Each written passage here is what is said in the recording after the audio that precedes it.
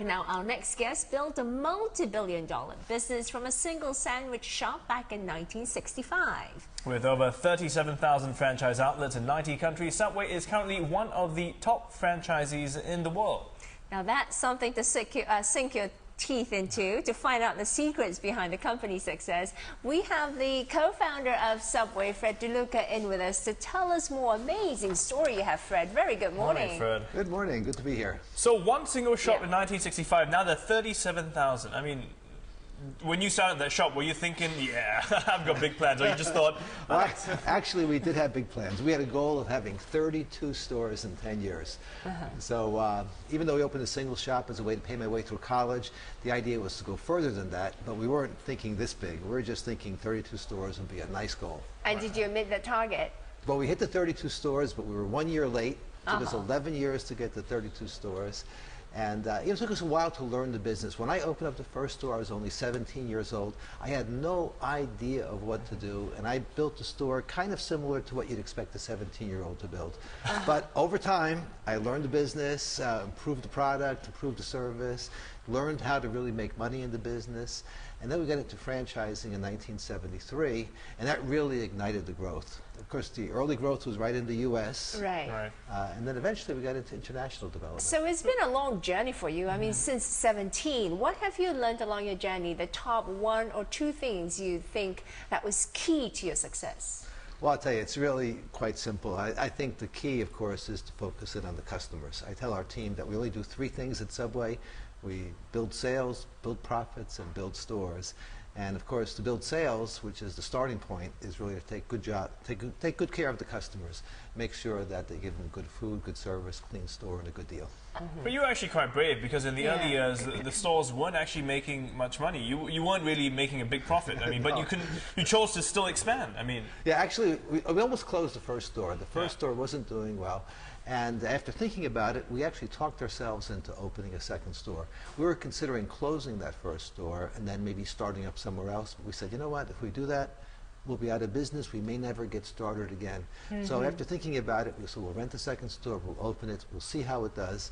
And the second store did pretty well. The first store improved, and we ran out and opened the third store very quickly. But the logic doesn't seem to work. If you're not making money with the first shop, why would you open another one with what? Did you change a lot of things in the second shop? No, we didn't change anything. Actually, we thought that one possible problem was that we had a bad location. And we just didn't want to close it because, you know, sometimes you lose momentum. You stop something and then you fail to resume. So we thought that the best course of action, well, actually the first thought we had was move the store. But we said, you know what, rather than just move the store, maybe we'll keep the first store there. Maybe opening a second store will help the first store, and we'll watch and observe both. So we took that course of action. It actually worked out pretty well for us. But in reality, it probably took us about 5 years before we learned how to make money running the stores. Well, let's talk about the product, though. I mean, was sandwich at that time a popular even? I mean, why did you stick to the simple idea of a sandwich? Because everyone will, you know, usually go for hamburgers and the more fancy stuff. Sure. Look, everybody makes a sandwich at home. We all know how to do that. But this submarine sandwich, long bread, it was something a little bit different. It was not popular at the time. My partner and I knew about 2 different kinds of sandwich shops, and we took a little from each and made our version of what the proper submarine sandwich shop should be like. And after quite some time, we got it right, and then we built from there. And I'll tell you, Subway's really grown tremendously. Here in Asia, we've got, gosh, over 3,000, over 1,700 stores here. I'm mixing up my continents. But we're growing very, very quickly here. And in Singapore, we're doing really well, too. So again, as you mentioned, if the sandwiches weren't as popular then, I mean, did you personally like sandwiches? Your partner, Peter Buck, right? I mean, did you guys have this dream that, oh, we really love sandwiches, that's why we want to do this? Because otherwise, again, it doesn't make sense, right? No, almost, no, not exactly. We both knew of one sandwich chain that was doing very well. And he knew of another from when he grew up in Portland, Maine, where he said one store, but they had lines all the time. So they had a technique that he thought was important, and the other chain had a technique, and we both saw that these 2 examples of success were quite compelling. And, you know, being 17, that was something I could do. I could learn how to make a sandwich. Right. So you took, basically, you saw other examples around, you took the best of it and tried to combine it in your own business, right? Yeah, and it was very, very simple. Just build a counter, buy some food, and... But looking back now, I mean, it has been a successful journey, but looking back when you started and what was going through your mind, would you describe yourself as, wow, I was taking a big risk then. I did not realize what I was getting myself into. No, I did not think of anything as a risk. Because remember, I was a kid.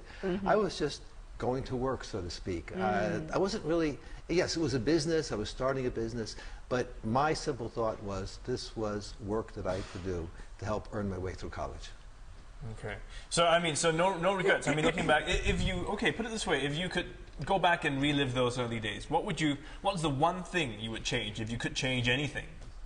You know what? I don't think I would change anything. I'll tell you why. You know, we've done remarkably well, and you know, sometimes if you change something, you never can tell how it would have affected everything else. Could we have done better? I'm not sure, but I'm sure we could have done a lot worse if we changed the wrong thing.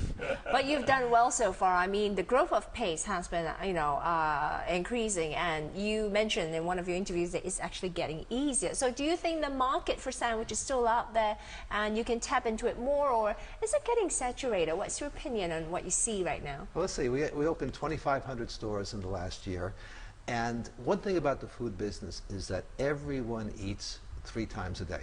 And the only question is, where are they going to eat? And there's a lot of choices. People eat at home, they go out to fancy restaurants, and they go to a whole variety of fast food.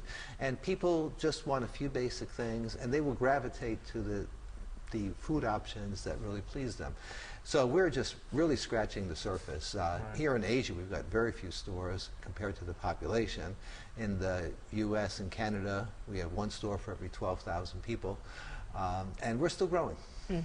So now that it's with the franchises, I mean, what do you look for when somebody wants to buy into the franchise and, you know, get a bite of the action, so to speak?